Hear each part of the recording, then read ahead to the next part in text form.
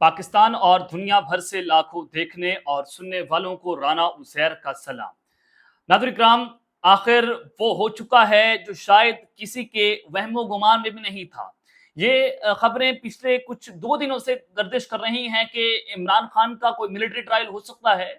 28वीं तरमीम से पहले पहले इमरान खान को मिलिट्री तहवील में दे दिया जाएगा, क्योंकि ये 9 मई के मास्टरमाइंड हैं और 3 लोगों को मास्टरमाइंड ही कहा जा रहा है। एक इमरान खान, फैज हमीद और बुशरा बीबी।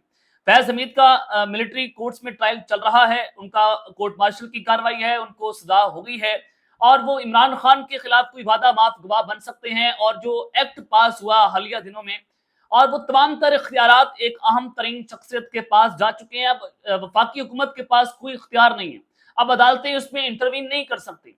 खबरें बड़ी जनाब बड़ी इंपॉर्टेंट हैं। सियासी टेम्परेचर जो है वो बढ़ चुका है।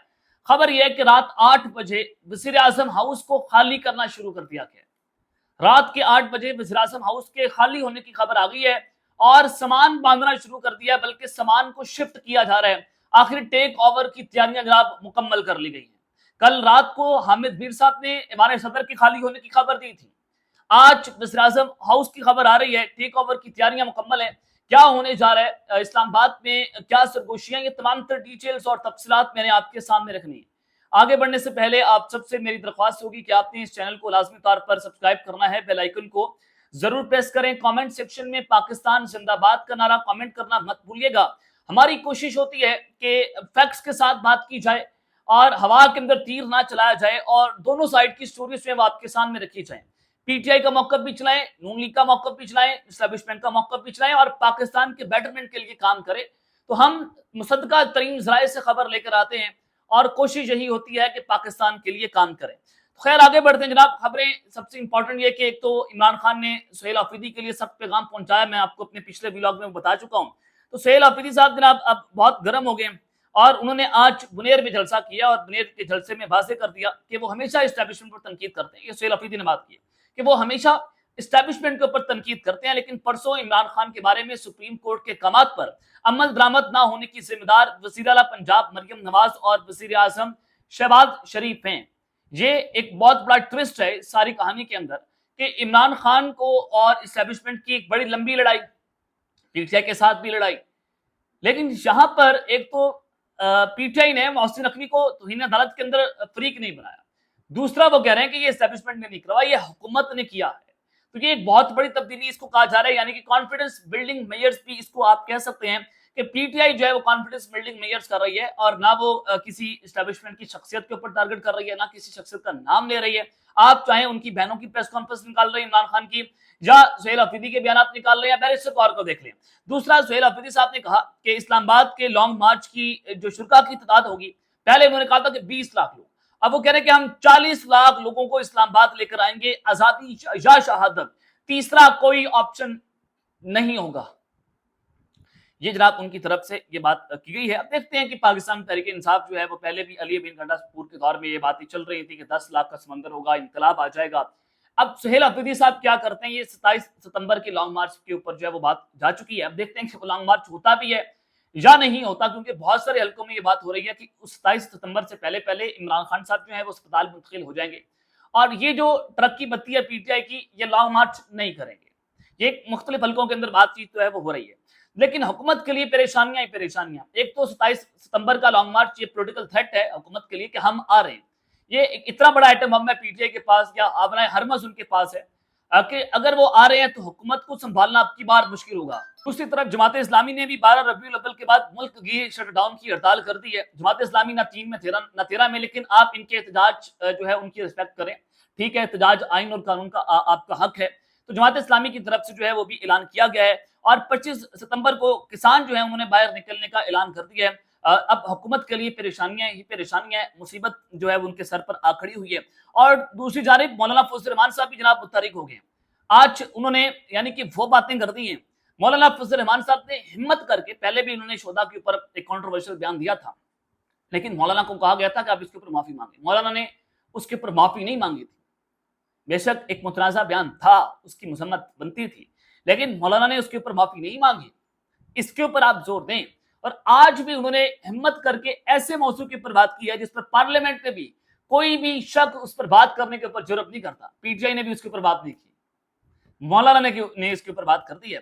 یعنی کہ ایک نشست میں کسی نے تبصرہ کیا, یعنی کہ جو حالیہ ایک جو ایکٹ پاس ہوا نا, اس پر کہا گیا کہ شہباز حکومت کو لانے کا جو مقصد ہے وہ پورا ہو گیا, اب ان سے جو کام لینے تھے وہ لے لیے گئے, اب یہ جو ہے وہ آپ کہتے ہیں نا کہ کھسی ہو گئے, اب ان کے پاس ہمیں کچھ دینے کے لیے کچھ ہے نہیں, تو لہٰذا اب ان کو گھر بھیجنا ہوگا.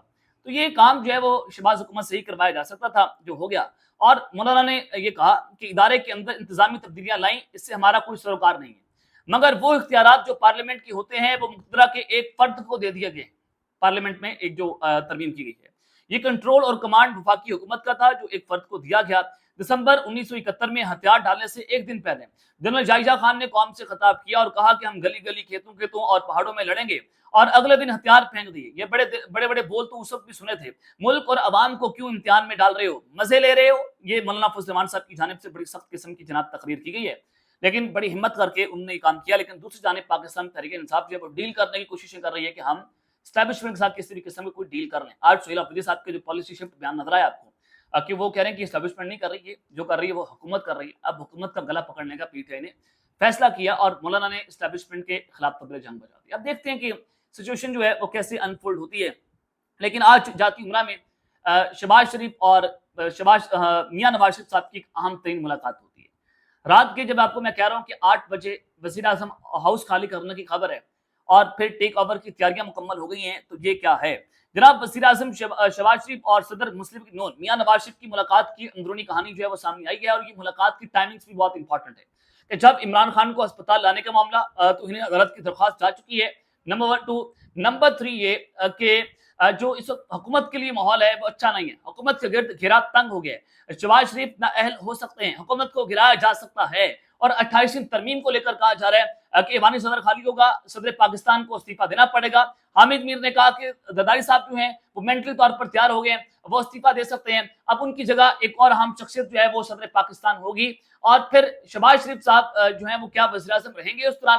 بالکل نہیں. تو اس حوالے سے اب جناب نون لیگ نے بھی تیاریاں مکمل کر دی ہیں کہ ذرائع کے مطابق 2 گھنٹے طویل ملاقات کے ایجنڈے میں سر فہرست سپریم کورٹ کا بانی پی ٹی آئی کو ہسپتال شفٹ کرنے کا فیصلہ رہا. یہ 2-2.5 گھنٹے کی ملاقات رہی. اس میں سب سے امپورٹنٹ تھا کہ عمران خان کو سپریم کورٹ کے احکامات کی روشنی میں ہسپتال منتقل کرنے کے حوالے سے. دوسرا, ذرائع کے مطابق یہ بھی کہا گیا کہ وزیر اعظم شہباز شریف نے میاں نواز شریف کو بانی پی ٹی آئی کو شفا ہسپتال کی بجائے پمس چیک اپ کی وجوہات سے آگاہ کیا. اب کیا وجوہات ہو سکتی ہیں یہ اللہ بہتر جانتے ہیں. ملاقات کے سیاسی حکمت عملی اور قانونی آپشنز پر مشاورت کی گئی ہے, یعنی کہ حکومت پینک کی سچویشن میں ہے. یہاں سے یہ جو خبریں چل رہی ہیں اس سے نظر آتا ہے کہ اب ڈسکشنز ہو رہی ہیں کہ جناب اب کیا کر رہے ہیں. میاں نواز شریف صاحب سے اب کیا پوچھ سکتے ہیں جو اپنی سیٹ ہارے ہوئے ہیں, یعنی کہ ایک شخص میں اتنی گریس نہیں کہ وہ ایک جیل میں بیٹھی عورت سے ہار گیا اور وہ گریسفلی یہ کہہ سکے کہ میں الیکشن ہار گیا ہوں. فارم 47 کے اوپر جناب جعلی مینڈیٹ لے کر یہ حکومت بیٹھی ہوئی ہے. اب میاں نواز شریف سے جناب یہ مشاورتیں کر رہے ہیں کہ اب ہم نے کیا کرنا ہے, جس کی نظام کے اندر اب کوئی رسپیکٹ نہیں رہی, جو جن کے دعوے جن کے نظریہ جو ہے وہ بک چکا ہے. تو خیر انہوں نے کہا کہ پاکستان تحریک انصاف کی جانب سے توہین عدالت کی درخواست اور اس کے قانونی جواب کے حوالے سے بھی مشاورت ہوئی ہے. ذرائع کے مطابق نواز شریف نے کہا کہ پاکستان مزید کسی سیاسی اور آئینی بحران کا متحمل نہیں ہو سکتا ہے. اب یہ پوائنٹ بڑا امپورٹنٹ ہے. 28ویں ترمیم کو جوڑیں ذرا کہ نومبر میں 28ویں ترمیم آ رہی ہے. نواز شریف کہہ رہے ہیں کہ پاکستان اب اس کا متحمل نہیں ہو سکتا. 28ویں ترمیم میں کیا کچھ ہوگا میں آپ کو بتا چکا ہوں, بڑی خطرناک ترمیم ہے. خیر یہ جو ہے وہ اس وقت نواز شریف صاحب جو ہیں وہ متحرک ہیں, جناب ملاقاتیں شروع ہو گئی ہیں, جاتی عمرہ کے اندر ملاقات ہوئی ہے. اور میں آپ کو جو وزیر اعظم ہاؤس کے خالی ہونے کی خبر دینا چاہتا ہوں کہ کیا ایک تو پیپلز پارٹی کی طرف سے کوئی وزیر اعظم آ رہے ہیں, کیا بلاول بھٹو جو ہے وزیر اعظم ہاؤس پہ انٹری مارنے جا رہے ہیں. خبر یہ ہے جناب ایک بڑے عہدے پر موجود صاحب نے اپنا سرکاری گھر جو ہے وہ خالی کرنا شروع کر دیا ہے, اور سرکاری گھر سے سامان کی شفٹنگ بھی شروع کر دی ہے. جب سائفر آیا تھا نا عمران خان صاحب کے دور میں, شیخ رشید نے سب سے پہلے اپنا سرکاری گھر خالی کیا تھا. شیخ رشید صاحب نے کہا کہ مجھے اندازہ ہو گیا تھا کہ اب ہماری حکومت کو گھر چلے جانا ہے, ہمیں مزید اب سرکاری گھروں میں نہیں رہنا چاہیے.